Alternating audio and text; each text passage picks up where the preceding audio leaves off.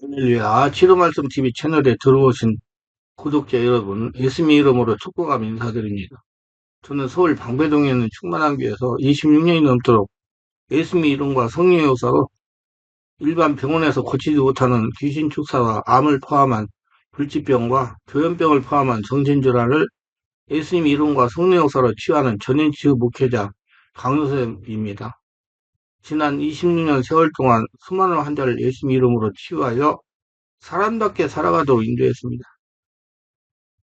매주 금요일과 토요일 12시까지는 깊은기도 치유집회를 진행하고 있습니다. 2월 23일부터 매주 월요일 오전에 연은사사역 집중훈련을 11일 동안 무료로 진행하고 2월 24일부터 화요일 오전은 귀신축사 신원사사역 집중훈련을 12주 동안 무료로 진행을 합니다. 관심 있는 분들은 오셔서 치유와 은사와 능력을 받으시기를 바랍니다. 특별히 17, 18년씩 영적, 성적, 육체적으로 고통을 당하는 상태가 중한 분들과 성령의 강력한 권능과 성령의 불과 성령의 은사를 빨리 받고 싶은 분들에 대해서는 매주 화요일, 금요일, 토요일, 주일 13시 30분부터 예약하여 개별 특별 집중 치유 시간을 갖고 있습니다. 한 번에 2명밖에 할 수 없으므로 필히 일주일 전에 예약을 해야 됩니다. 예약하고 오시면 단기간에 자신이 눈과 몸으로 느끼고 주변 사람들이 알아볼 정도로 획기적이고 강력한 능력과 치유가 체험적으로 실제적으로 나타납니다. 얼굴이 변하고 말이 바꿔집니다. 반드시 일주일 전에 전화 확인하시고 예약해야 됩니다. 이 유튜브 강의는 제가 26년 동안 사역하면서 체험한 100여 가지 저서 중에서 한 권 한 권 정성을 다하여 강의하는 것입니다. 예수를 믿고 성령으로 거듭난 성도는 성령으로 깊은 영의 기도를 해야 됩니다. 유다서 1장 20절에 사랑하는 자들아 너희는 너희의 지극히 거룩한 믿음 위에 자신을 세우며 성령으로 기도하며 하셨습니다. 성령으로 깊은 영의 기도를 하면 성령으로 충만하여 영적 에너지가 충만하게 채워집니다. 영적 에너지가 충만하게 채워지면 영적인 자존감이 높아지는 것은 스스로 체험하게 됩니다. 기독교는 크게 두 가지의 산맥이 있는데 기록된 말씀을 중요하게 여기는 말씀주의와 영적 경험을 소중하게 여기는 신비주의가 있습니다. 이 둘은 동서의 양면과 같이 교회의 커다란 두 축을 이룹니다. 이 두 축은 우리의 신앙이 경직되어 화석화되는 것을 막아줄 뿐 아니라 서로 견제하며 독단에 치우치는 것을 막고자 하는 하나님의 뜻이 담겨져 있습니다. 말씀만 강조하고 능력을 무시하면 외식주의자가 되기 쉽고 말씀을 무시하고 경험만 쫓아가면 우월주의자가 되기 쉽습니다. 이 외식주의와 우월주의는 우리의 신앙생활에 큰 걸림돌이 되는 골치 아픈 존재인데 그 원인은 말씀과 신비를 적절하게 조화하지 못한 까닭에 기인합니다. 물론 이 둘은 서로 조화하기가 결코 쉽지 않습니다. 인간의 심성이 이성 또는 감성으로 나눠져 있기 때문입니다. 그렇기 때문에 이에 관한 적절한 이해가 이루어져야만 갈등과 반목이 사라져 건강한 신앙생활을 할 수 있을 것입니다. 사자성어에 아전인수라는 말이 있습니다. 이는 자기 관점에서 유리한 쪽으로 해석하는 것을 일컫습니다. 그래서 이성적인 사람은 자연적으로 말씀을 강조하게 되고 감성적인 사람은 경험을 강조하게 됩니다. 전통적으로 세상을 지배하는 쪽이 이성적인 사람들이기 때문에 교회도 역시 말씀을 선호하는 쪽으로 기우는 것은 당연한 이치입니다. 말씀을 선호하는 쪽의 관점은 풍부한 영적 경험이 없다는 것입니다. 솔직히 기도하기보다는 말씀이 있고 관련 서적을 읽는 것을 더 좋아합니다. 학위를 얻고 새로운 신학 조류에 뒤지지 않게 하여 많은 시간을 책에 매달리고 학위 과정에 돈과 시간을 들입니다. 신학대학을 졸업하면 그 다음은 신대원 그리고 유학과 석박사 과정 등 학위 취득에 쏟는 시간이 부족할 정도이며 그런 후에는 자신이 배운 학문을 확장하는 일에 몰두하게 됩니다. 목회학실은 연장선상이기 때문에 자연적으로 배운 학문의 기초를 두고 목회를 하려고 합니다. 따라서 이성적인 사람들에게 기도란 단순히 부수적인 것일 뿐 그 이상도 이하도 아닙니다. 성경에 기도에 관해서 많이 언급되어 있기 때문에 이를 부정할 수는 없지만은 그들의 머릿속에는 기도의 가치에 관해서 들어있는 것이 별로 없습니다. 기도가 석박사기를 얻는 것 못지않게 소중하고 중요하다고 생각한다면 기도에 몰입하지 않을 수 없을 것입니다. 적어도 10여 년 가까운 세월 동안 오로지 기도에 몰입해도 그 세월이 아깝지 않다는 생각이 든다면 말입니다. 저는 솔직히 영성을 깊게 하는데 26년을 투자했습니다. 그러나 하나도 아깝지 않습니다. 시간과 노력을 투자한 만큼 얻은 것이 많이 있기 때문입니다. 정말 돈으로 살 수 없는 중요한 것들을 얻었습니다.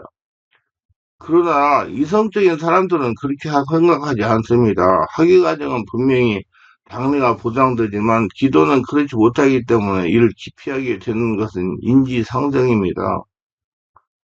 그래서 경험으로 나가는 길에는 모험이 필요하고 자신의 삶 전체를 하나님에게 맡겨야 하는 극단의 결단이 필요하기에 아무나 갈 수 없는 길이 아닌 것입니다.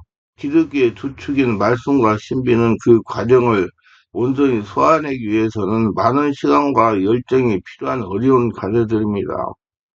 지식의 폭이 넓은 신학사가 되기 위해 책 속에 파묻혀서 살아야 하듯이 깊은 영성이 있는 영성가가 되기 위해서는 수많은 세월을 깊은 기도에 몰입하고 묻혀 살아야 됩니다. 하나님에게 몰입하며 깊은 영역기도를 해야 깊은 장기에 들어갈 수 있기 때문입니다.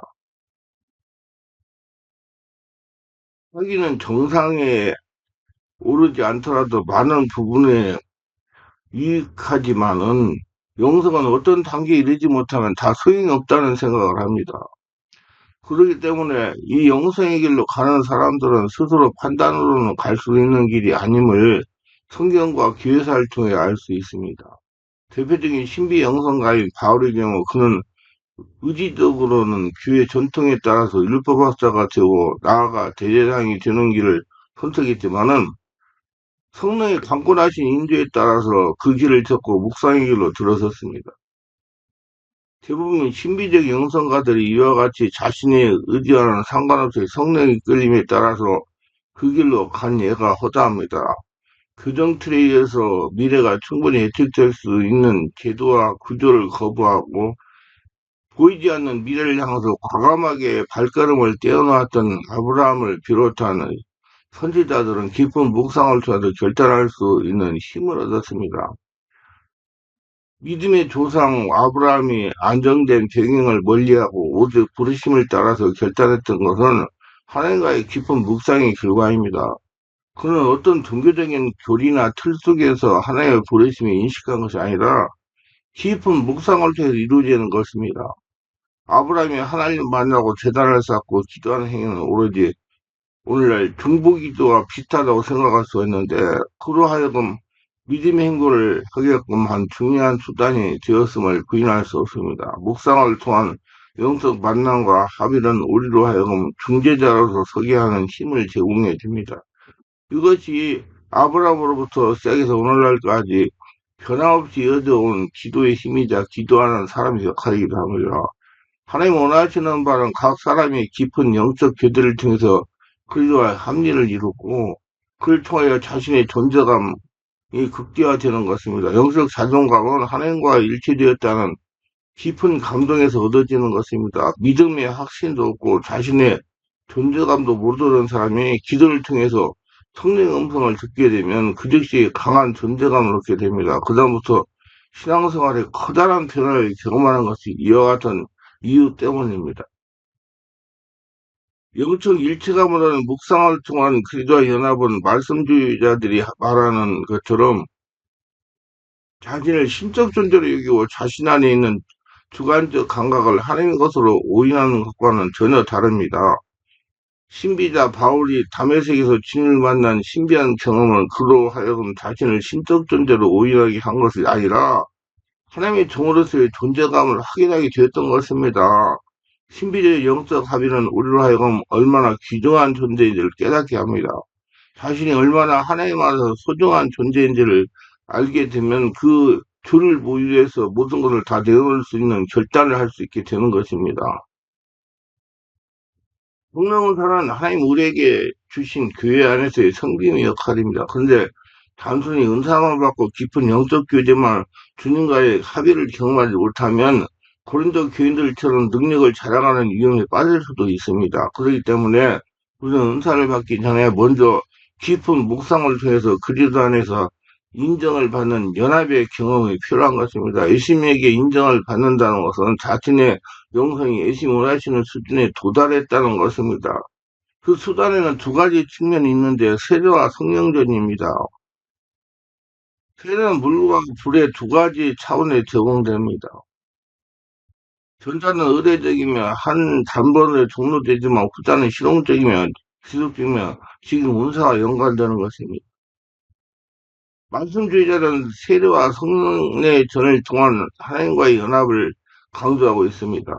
그 안에는 의례와 직능이라는 두 가지의 차원을 공유하고 있지만 그들의 의례만을 중시하는 가들은 권위를 중요하게 여기기 때문입니다. 그러나 영성가들은 의례보다 성령의 직임을 중요하게 생각하기에 깊은 묵상을 통한 합일 강조점을 둡니다. 권위보다는 권세를 우선하는 까닭은 현실적인 실용을 우선하기 때문입니다.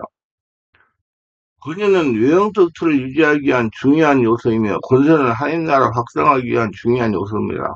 유지하는 것 못지않게 확장하는 데 중요한 것입니다. 어느 쪽이 더 우세한가가 아니라 어떻게 조화가 되어야 되는가가 중요한 문제입니다. 이성적인 사람은 말씀과 세례 및 성례전이라는 의례 행위를 통해서 합의를 추구하지만 감성적인 사람은 깊은 묵상을 통해서 성령으로 합의를 모색하는 차이가 있습니다. 이것은 차이를 본 한쪽이 진리이며 다른 한쪽이 비진리인 것은 아닙니다. 깊은 묵상을 통해서 얻은 자존감은 그를 얻은 사람으로 하여금 평생 주를 위하여 헌신하도록 각오하게 만들며 위대한 선지자들이 다 이와 같은 깊은 영적 만남을 통한 존재감을 통해서 주의를 성취시켰으며 그리고 선지자들은 항상 새로운 일을 일으켰던 것은 묵상을 통해서 전혀 알지 못하는 세계를 향해서 과감하게 도전할 담력을 얻었기 때문입니다. 이것이 묵상을 통해 하나님과 일치되는 존재감이 주는 합일입니다. 이런 사람들에 관해서 히브리서는 믿음으로 살아가는 사람들을 열거하고 있지 않습니까? 믿음이란 도대체 무엇입니까? 자신 안에 그리스도가 계시는 것을 스스로 지각하는 것이 아닙니까? 당신이 성령의 내말을 받아 선포할 때 권능이 나타난다고 믿는 것입니다. 그 지각이 주관적이라고 해서 위험하다고 말할 수 있겠습니까? 하나님과 일체된 자각을 얻었다고 해서 자신을 하나님이라고 여기는 사람이 있습니까? 말씀적이나 신비이나 모두 미숙한 사람이 있기 마련입니다. 그들로 인해서 여러 가지 반전들이 드러납니다. 그렇다고 해서 근본적인 것까지 부정하려고 든다면 얼마나 어리석습니까? 책상머리에만 앉아 책과 씨름하면서 얻은 지식이 올바르고 깊은 기도를 통해서 주관적으로 경험하는 신비한 합의는 위험한 것이라는 독단은 무지함에서 비롯된 오해입니다. 신비는 영지주의와 자유로울 수 없듯이 말씀 중에 헬라 이혼론과 좌우할 수 없습니다. 공교회가 안정을 취하고 노마라는 정치 집단의 군민에 맞게 하기 위해서 이교도들이 제의를 받아들여 기독교를 신당 문화와 접목시켜 사례 중심으로 이끌어간 결과 오늘날까지 성도 중심이 아닌 목회자 중심의 교회가 되어버렸습니다. 교리와 교회법으로 성도를 옴짝달짝 못하도록 묶어버린 말씀주의자들의 권위주의는 어디에서 온 것입니까? 자유하기는 복음이라기보다도 속박의 복음으로 전략한 그 중심에 말씀주의가 있습니다. 말씀주의가 율법주의가 주는 까닭은 경험 없이 오로지 이론으로만 친하게 갔기 때문입니다. 현실과는 동떨어지는 감에도 불구하고 시계 붙여 낡은 이론만 전수하고자 하는 시대착오적인 생각에서 벗어날 수 있는 이런 성령의 깨우침이지만 살아계신 하나님의 음성을 듣기보다는 교리와 이론에 집착함으로 스스로 율법주의와 함몰 제거하기 시작한 것입니다. 그러기에 우리는 성령의 교회에 하시는 말씀을 귀를 기울이는 방법을 알아야 됩니다. 여기에 귀에 신령이 있는 무용교를 말하는 것입니다. 거룩한 성전, 내가 성전된 것을 말하는 거예요. 하나님 살아서 역사하시기 때문에 나의 안에 주인으로 계시기 때문에 수년간 기도에 몰두하면서 깨달은 영성의 다양한 수련과 방법들은 성도 각 사람을 율법주의 함정에서 벗어날 수 있도록 해줍니다. 반면에 오랜 학문적 연구를 통해서 얻은 지식은 신비자들로 하여금 말씀 안에서 스스로 돌아보아 열광주의나 우월주의에 빠지는 것을 막아줍니다. 서로 도와 자신들의 단점을 깨닫고 각성해야 하는 동반자의 역할을 해야 되는 것입니다. 저는 말씀 안에서 기도해야 오류가 없다고 생각합니다. 저는 말씀 안에서 기도에 오류가 없다고 항상 강조를 합니다. 말씀 없이 기도하는 것은 위험합니다. 모든 것이 말씀 안에서 나와야 하기 때문입니다.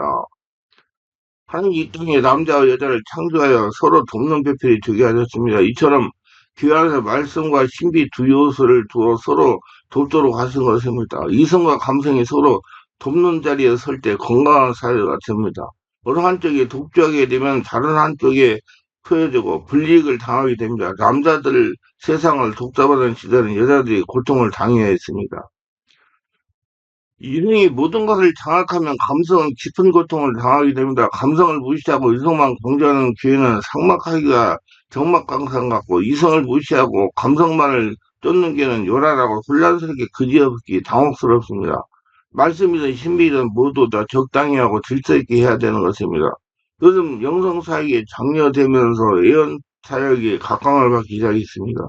오랜 세월 동안 훈련을 거쳐서 함에도 불구하고 설익은 사역자들이 즉흥적인 예언을 남발하는 모습을 봅니다. 예언은 분명히 분별이 중요한 것인데 그럴 구조적인 장치도 없이 무턱대고 예언을 남발합니다. 이는 설부가 성도들에게 일방적으로 주어지기만 할 뿐 그에 대한 검증이나 반론이 일체 허락되지 않아 독단적이고 아전인수적인 성경 해석이 난무하는 것 같다고 하겠습니다. 모두 다 우리 말씀도 좋고 체험도 좋지만 적당히 서로 화합해가지고 말씀을 삶에 적용해서 체험함으로 영성이 깊어지고 성령이 충만한 복된 은혜에 충만한 사람이 되기 위해서 깊은 기도를 오래오래 하시고 온몸이 한량 성전 되려고 노력하시기를 주의 이름으로 축원합니다.